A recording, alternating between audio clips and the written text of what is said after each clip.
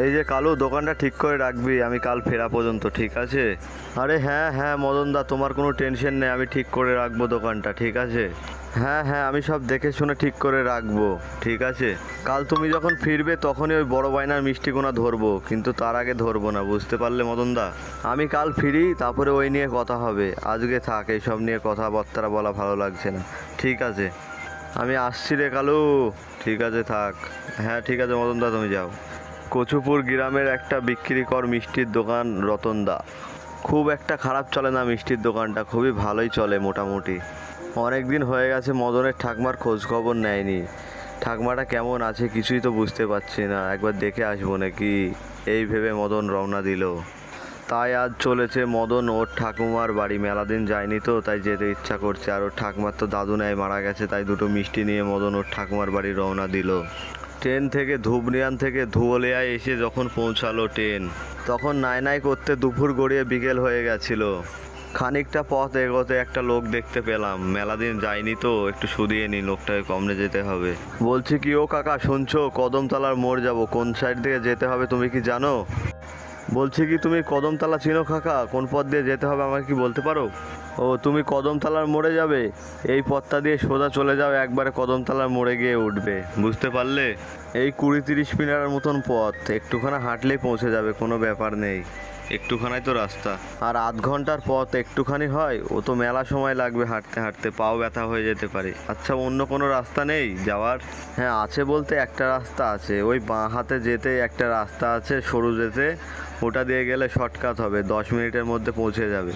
ওইটা দিয়ে যেতে যেতে খানিকটা হাঁটলেই দেখতে পাবে একটা পুকুর, ওইটা দিয়েই হাঁটবে তুমি, তাহলে তাড়াতাড়ি পৌঁছে যাবে। পুকুরের সাইড দিয়ে হাঁটলে দেখতে পাবে একটা সরু আলের পথ পড়বে, আর ওটা দিয়ে হাঁটতে হাঁটতে তুমি চলে যাবা। নাহলে রাস্তা ভুল করলে আমার কোনো ব্যাপার নেই, বুঝতে পারলে তো? ওটা দিয়েই হাঁটতে হবে তোমাকে, কিন্তু যেতে পারবে তো আলপথটা ধরে? কিন্তু রাস্তা যদি ভুলে যাও তাহলে আমার কোনো চিন্তা নেই, বুঝতে পারলে তো? আমি তোমাকে বলার কথাও বলে দিলাম, তারপরে তুমি যদি ভুল করো তাহলে আমার জন্য পরে দোষ দিও না। বলছি তুমি যদি না চিনতে পাও, ওখানে দেখবে একটা পচা ভিক্ষা করে, ওকে বলবে 10 টাকা দিয়ে, তাহলে চলে যাবে ও তোমার সাথে। না না, চিনতে পারবো, কোনো চাপ নেই। তুমি ভালোই উপকার করেছো কাকা, তোমার এই উপকার আমার সারা জীবন মনে থাকবে। আমার ওই সাইডে গেলে আমার একটা মিষ্টির দোকান আছে, তুমি যদি কোনোদিন যাও তোমাকে পেট ভরে মিষ্টি খাওয়াবো, এই কথাটা বলার লেগে আমাকে। ও আচ্ছা আচ্ছা, ভালো ভালো, ঠিক আছে, কোনো দিন গেলে তোমার দোকানে ঢুকে দুটো মিষ্টি খেয়ে আসবো। আর ও তোমার যেটা বললাম ওটা দিয়ে চলে যাবে সোজা।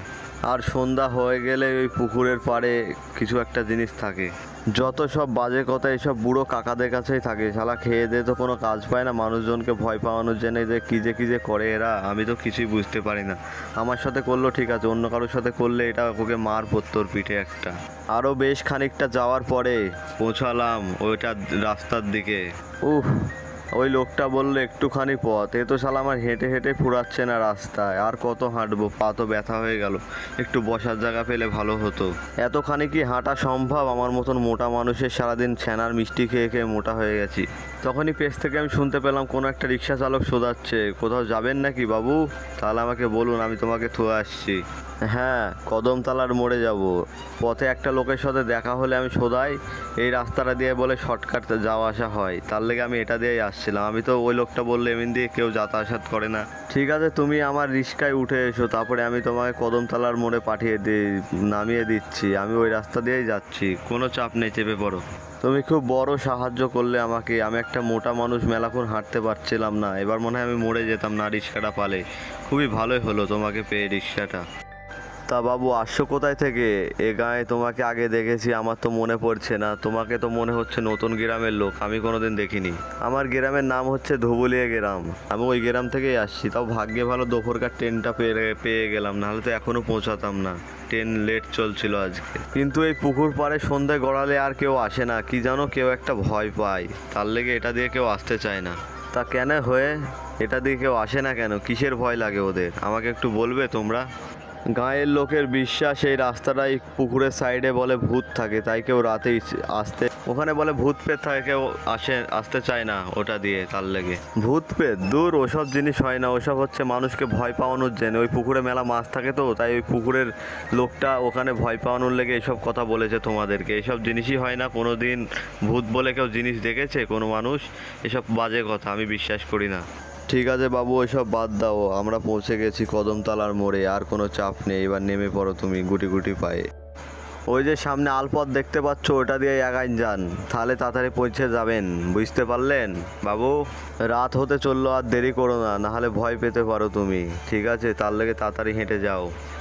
এই শুনে আমি তাড়াতাড়ি হাঁটতে লাগলাম ওই লোকটার কথা শুনে। আর আমি তো ভূত প্রেতকে বিশ্বাসও করি না, দেখা যাক যদি আমার ভাগ্যে যদি ভূত প্রেত থাকে তা একটু কথা সাক্ষাৎ বলবো। মেলা দিন ভূতের সাথেও দেখা করিনি আমি, একটু ভূতের সাথেও দেখা হয়ে গেলে খুবই ভালোই হয় আমার। দেখি যাই, দুটো মিষ্টিও দেবো যদি দেখা সাক্ষাৎ হয়, দেখতে পেলে একটু ভালোই হবে। ভূতটাকে বলবো আমার দোকানে মিষ্টি খেয়ে এসো, একদিন যাবে। আর এই রিক্সা চালক চলে গেল, আমার ভাড়াটাও নিল না। যাক, ওইসব 7-5 কথা ভেবে লাভ নেই, আমি হাঁটা শুরু করি। একে রাত হতে চললো, তখন ঠাকুমা ঘুমিয়ে যাবে, তখন গেট খুলবে না, তখন আমার সারা রাত বাইরে দাঁড়িয়েই থাকতে হবে। তখন তো বুঝতেই পারছো তোমরা, ওই ঠান্ডায় আমি এখানে কি করে থাকবো একা একা। এই তো ঠাকুমার বাড়ি পৌঁছে গেছি এইসব কথাবার্তা বলতে বলতে। আর কিছুটা পথ হাঁটার পরে আমি ঠাকুমার বাড়ির সামনে এসে ডাকতে লাগলাম, ও ঠাকুমা, ঠাকুমা বাড়িতে আছো নাকি? গেটটা খোলো, আমি তোমার লাতি পৌঁছে তোমার বাড়িতে এসেছি মেলা দিন পরে, ভুলে গেলে নাকি? গেটটা খোলো ও ঠাকুমা। বলছি কি আমাকে চিনতে পারলে না? আমি তোমার লাতি। ও আচ্ছা, তুই মদন, কতদিন বাদে এলি রে, তোকে তো চিনতেই পারা যাচ্ছে না। মিষ্টি গড়িয়ে গড়িয়ে তুই তো মিষ্টির মতন মোটা হয়ে গেছিস রে, তোকে তো চিনতেই পারা যাচ্ছে না একদম। সেও ভালো তুই এসেছিস, সেটা দেখে আমার খুবই ভালো লাগলো। চল আমার ঘরে উঠে চল, এখন মেলা দূর হেঁটে এসেছি, পা হাত পা ধুয়ে দুটো খাবি। তা মদন, তোরা কেমন আছিস রে? সব ঠিকঠাক আছে তো তোদের সব কিছু? মিষ্টির দোকান কেমন চলছে, ভালো তো? আরে হ্যাঁ হ্যাঁ ঠাকুমা, সব ঠিকঠাকই চলছে, মিষ্টির দোকান মোটামুটি ভালোই চলছে। তা তুই এলি কোন পথ দিয়ে? তা গাড়ি ঘোড়া কিছু পেয়েছিলি না হাঁটতে হাঁটতে আসলি? তুই তো এত মোটা মানুষ, হাঁটতে হাঁটতে তো আসতে পারবি না এত রাস্তা। ওই রাস্তায় একটা বুড়ো লোক পেয়েছিলাম, তাই শুধালাম শর্টকাট রাস্তা কোনটা হবে। তা বললো ওই পুকুরের সাইডে আলের রাস্তাটা আছে, ওটা দিয়ে আসলাম, ওটা দিয়ে শর্টকাট হলো। একটা রিক্সাও পেয়ে গেলাম, ওটা রিক্সাওয়ালা বললো এই আলটা দিয়ে সোজা চলে যাও, তাহলে পৌঁছে যাবে। খুবই ভালো হলো, এটা দিয়ে তাড়াতাড়ি পৌঁছে গেলাম। এই বিকালবেলায় পুকুরের পথ দিয়ে আসলি, কি করেছিস কি রে? ওই রাস্তা দিয়ে কেউ আসে নাকি? আর ওই রাস্তায় তুই রিক্সা কোথায় পেলি? ওই রাস্তায় তো রিক্সা ফিস্কা কিছুই তো চলে না। আরে ওই পথ দিয়ে তো কেউ যাওয়া আসা মেলা দিন থেকেই করে না, তুই রিক্সা ফিস্কা পাসনি, তুই ভুলে হেঁটে হেঁটে এসেছি। আসল কথা, তুমি মেলা দিন ওই রাস্তায় যাওনি তাই জানো না রিক্সা চলে। আসো, ঠিক আছে, ওইসব কথা বাদ দাও, তুমি কেমন আছো বলো তো? এইসব কথা বাদ দিয়ে এইভাবে গল্প করতে করতে মদনের সেই দিনটা কাটলো। খুবই ভালোই গেল মদনের গল্প করতে করতে সারা রাত। তারপরের দিন বিকালবেলায় সন্ধে প্রায় হয় মদন বাড়ি ফেরার লেগে তৈরি হচ্ছিল, তখনই ঠাকমা তোমার খাবার দাবার খেয়ে কত দেরি হয়ে গেল বলো তো? এত দেরি করলে কি আর হয়? ওই রাস্তায় কি রিক্সা ফিস্কা এখন আর পাবো? আমাকে এই মোটা মানুষ হাঁটতে হাঁটতে যেতে হবে, মেলায় ক্লান্ত হয়ে যাব। তা মদন আজ থেকে জানা, কাল ভোরে যাবি, কোনো চাপ নেই, আজ মেলা আজ রাত হতে চলল। না না ঠাকুমা, আমাকে যেতে হবে, কালকে একটা বড় বায়না রয়েছে মিষ্টি, না গেলে আমাকে আবার বকবে ওরা। হ্যাঁ গো ঠাকুমা, আমি আসছি গো, তবে তুমি সাবধানে থেকো, ঠিক আছে? তুমি কিন্তু আমার বাড়ি যেও একদিন, কিন্তু সাবধানে যাস মদন, তোকে থাকতে বললাম তাও তুই থাকলি না, কিন্তু সাবধানে যাস, ঠিক আছে? তোকে মানা করছি, ওই পথ দিয়ে সাঁঝবেলায় যাস না, খুবই খারাপ একটা পথ, বুঝতে পারলি মদন? হ্যাঁ হ্যাঁ ঠিক আছে, আসছি বুঝলে ঠাকমা। এইসব কথা বলেই ঠাকমার বাড়ি থেকে রওনা নিলাম। কি যে ঠাকমাও তো পাগল হয়ে গেছে দেখলাম, এসব ভূতের গল্পে আজও বিশ্বাস করে ওরা। ওসব ভূত বলে কোনো জিনিস হয় না, ওরা জানেই না মনে হয়। আমাকে কিছুদিন থেকেই সব গ্রামের লোককে বোঝাতে হতো ওইসব জিনিস বলে কিছুই নেই, সব তোমাদের মনের ভুল, বুঝতে পারলে? তখনই মদন এইসব কথা বাদ দিল, আর মনে মনে ভাবলো আমি ওই পথ দিয়ে গেলে দেরি হয়ে যাবে, তাই আমাকে শর্টকাট মারতে হবে, পুকুরের ওই সাইড দিয়ে যেতে হবে। আর চারি সাইড ফাঁকা ছিল, দুই সাইডে দুটো জমি ছিল, আর মিডিল দিয়ে আল দিয়ে হাঁটছিল মদন। কিছুটা হাঁটার পরে মদন অনুভব করতে পারলো সে যেন একা হাঁটছে না, ওর পেছতে পেছতে মনে হয় যেন কেউ আসছে। তার লেগে মদন কি হয় দেখা যাক মদনের সাথে। এই ভেবে মদন পেছ ঘুরে বলল, কে? আমার পেছতে কে রয়েছো? তারপরে এদিক সেদিক তাকিয়ে কাউকে দেখতে পেল না মদন, আর কিছুক্ষণের লেগে হালকা হালকা ভয় লেগে গেছে। মনে হলো আমার পেছতে দিয়ে কেউ হাঁটছিল, তা কিন্তু কাউকে তো কিছু দেখতে পাচ্ছি না পেছতে। দূর, মনে হয় যেন আমার মনের ভুল, এসব জিনিস আবার কিছু হয় নাকি? যাক, যাওয়া যাক। হঠাৎ কিছুটা যাওয়ার পরে মদন শুনতে পেল একটা মোটা কাকের ডাক। তখনই মদন হালকা চমকিয়ে পেছতে তাকালো। তারপরে চমকে গিয়ে এসি দিশি না পেয়ে তারপরে দেখলো একটা কাকতালোয়ার উপরে একটা কাক রয়েছে মোটা, আর ওই ডাকছে পেস্তে। আর একটা কালো মোটা কাক, কত সুন্দর কাকের গলাটা, আমি শুনেই কেমন যেন ভয় পেয়ে গেছিলাম। তা কালের গলাটা যেন এরম ধারাই হয়। তাই এসব অসময় এসব দাঁড় কাক এখন ডেকে উঠলো কেন? এই বিকালবেলায় তো কাক থাকে না, তাই কাকতালোয়াটার ওপরে কাকটা কি করছে? তবে কি এখানে সত্যি কিছু থাকে নাকি? আমি তো তাই তো ভাবছি, এখানে কি কিছু থাকে? যাক, এসব কথা বাদ দেওয়া যাক আর হাঁটা দেওয়া যাক, নাহলে ট্রেন মিস করব। আমার মনের ভুলও হতে পারে হয়তো। তখনই মদন ওইসব কথা বাদ দিয়ে পুকুরের সাইডে এসে দেখতে পেল একটা যুবক মহিলা ওখানে বসে বসে বসে রয়েছে পুকুরের সাইডে, ঠান্ডা হাওয়া খাচ্ছে। আমি বুঝতে পারলাম না এই রাতের বেলায় এখানে একটা মহিলা কি করছে, তাও আবার যুবক। আর এইসব দেখে মদন হালকা চমকে উঠলো আর বলল, তুমি এখানে একা একা বসে কি করছো এত রাত্রিরে? তখন ওই যুবক মেয়েটা বলল, তুমি এই সময় এই রাস্তা দিয়ে আসছো কানে? তুমি জানো না কোনো জীবিত লোক এই রাস্তাটা দিয়ে রাতের বেলায় আসে না? এটা এই পুকুরের সাইডে ভূত থাকে। তখনই মদনের মনে মনে রাগ হলো আর বলল মেয়েটাকে, এখানে বলে জীবিত লোক আসে না, তা তুমি তো বসে আছো এখানে, তা জীবিত লোক আসবে না কেন? তা তুমি কার কথা বলছো? আমার কথা বলছো? তা আমি তো আর জীবিতই নয়, আমাকে একবার দেখবে নাকি তুমি? এই বলে মেয়েটা বিরাট জোরে জোরে হাসতে লাগলো। যুবক মেয়েটাকে দেখতে তো ভালোই লাগছিল, তা এরম ধারা রক্তমাখা মুখে আমার দেখতে ভালো লাগলো, কিন্তু মদনের দেখতে ভালো লাগলো না। ওটাকে দেখে মদন একদম ভয়ে দাঁত ফাঁত বের করে শিগড়িয়ে ওখানে টাটাচ্ছিল, আর তখনও মেয়েটা হাসছিল একভাবে। কিন্তু আমার দেখে মেয়েটাকে খুব ভালো লাগলো, আমি দেখতে পেলাম মদনের সাথে ভালোই মানাবে বিয়ে দিল। আর এরম ধারা মদনের মতন সাহসী মানুষও এরমভাবে চিৎকার করে, দাদু গো বাঁচাও, এখানে ভূত রয়েছে, এবার তো আমি শেষ। এটা দেখে আমার খুবই ভালো লাগলো, মদনের মতন সাহসী মানুষ আর মোটা মানুষ এরমভাবে দৌড়োতে। যাই হোক, মদনের ভুঁড়িটা কমবে হালকা হলেও, এরমভাবে দৌড়া মদন, তোর ভুঁড়িটা কমবে ভালোভাবে। আর তখনই দেখতে পেলো সেই রিক্সা চালককে। তখনই মদনের মতন সাহসী মানুষ বলল ওই লোকটাকে, তুমি আমাকে বাঁচাও, ওই পুকুরের সাইডে আমি ভূত দেখে আসলাম, আর দেখে আমার ওটা দেখে খুবই যেন ভয় পেয়েছি। আমি ওটা দিয়ে বাড়ি আসছিলাম, তখনই আমি দেখলাম পুকুরের সাইডে একটা যুবক মেয়ে বসে আছে। তখনই আমি মুখ ঘোরাতে বললাম আর দেখলাম কি ওটা ভূত। তা ঠিক আছে, এইসব কথা বাদ দিয়ে তুমি রিক্সায় উঠে এসো। তখনই মদনের মতন সাহসী মানুষ ওই রিক্সা চালককে শোধাতে লাগলো, ওই পুকুরের সাইডে আমি কাকে দেখলাম?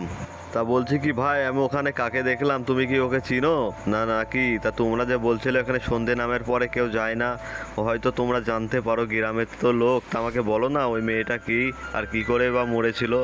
তা তুমি শুনবে কি হয়েছিল। তা ওই মেয়েটা মা মরা, ওই মেয়েটার নাম ছিল লক্ষ্মী, এই গ্রামেই থাকতো আমাদের সাথে। তখন একটা ছোট শিশু ছিল না, আর আজ থেকে 2 বছর আগে ওই পুকুরের জলে ডুবে মারা গিয়েছিল, আর কেউ বাঁচায়নি মেয়েটাকে। আর মারা যায় বললে ভুল বলা হবে আমার, ওই মেয়েটা আত্মহত্যা করেছিল, মা মরে গিয়েছিল বলে, কষ্ট সহ্য করতে পারেনি, তার লেগেই মারা গিয়েছিল। ও খুবই কষ্টভাবে মরেছে, জলে ডুবা। আশা করছি তুমি অনুভব করে বুঝতে পারবে কিরমভাবে মরেছে। তা ওই পুকুরের সাইডে মেলা লোক ছিল, কিন্তু মেয়েটাকে কেউ বাঁচায়নি। তাই এই দুঃখে বাপ না দেখতে পেয়ে ও সেই পুকুরের জলে ডুব দিয়ে মারা গেল, আত্মহত্যা করলো। তা মেয়ে বাপে দুজনাই আত্মহত্যা করলো, এটা খুবই খারাপ হয়েছিল। হ্যাঁ, দুজনাই আত্মহত্যা করলো। তখনই মদন মনে মনে ভাবতে লাগলো, ওটাও দুজনার সাথে খুবই খারাপ হয়েছে, আমি যদি এই গ্রামে থাকতাম তা দুজনাকে যেরম করে হোক বাঁচিয়ে নিতাম, তারপরে মেয়েটাকে ওর বাবার সাথে বলে আমি বিয়ে করে নিতাম, এই মনে মনে ভাবছিল মদন। তা মদন বাবু পৌঁছে গেছি, তা তোমাকে ভাড়া দিতে হবে না, নেমে পড়ো, বুঝতে পারলে? এই বলে মদন নেমে পড়ল। তা আমি শুনতে পেলাম হালকা হালকা তুমি মনে হয় বললে লক্ষ্মী তোমার মেয়ে? তা হ্যাঁ বাবু, আমারই মেয়ে। তো এই যে তুমি বললে বাপ মেয়ে দুজনে আত্মহত্যা করেছে পুকুরের জলে ডুব মেরে, তা তুমি এইখানে কি করে আসলে? তা তোমার দেরি হয়ে যাচ্ছে বাবু, তুমি চলে যাও ট্রেনে করে। যাও যাও বাবু, তাড়াতাড়ি চলে যাও, ট্রেন ঢুকলো বলে, নাহলে তুমি ট্রেন মিস করবে। রিক্সা চালক এইভাবে কথা ভুলাচ্ছিল। তখনই হালকা হালকা রিক্সা চালকের দিকে তাকিয়ে মদন ট্রেন ঢুকেছে বলে রওনা দিল। চাপতে হবে, নাহলে লেট হয়ে যাবে, কালকে বড় একটা মিষ্টির বায়না রয়েছে, নাহলে আমাকে অনেক বকবে আর লসও হবে আমার মেলা। কিন্তু মদনের যাওয়ার পরে আমরা দেখতে পেলাম লোকটা ভূত, কিন্তু মদন দেখতে পাইনি। এখানে গল্পটা ফুরিয়ে গেল। কেমন লাগলো গল্পটা? আমার তো খুব হেভি লেগেছে গল্পটা। এরকম ধারা সুন্দর সুন্দর গল্পটা পেতে আমার চ্যানেলটাকে সাবস্ক্রাইব করো। এরকম ধারা সুন্দর সুন্দর ভিডিও আমার চ্যানেলে প্রতিদিন আপলোড হয়, তাই একটা ভিডিওটাকে লাইকও করে দেবে, চ্যানেলটাকে সাবস্ক্রাইব করে দেবে, খুব ভালো লাগবে।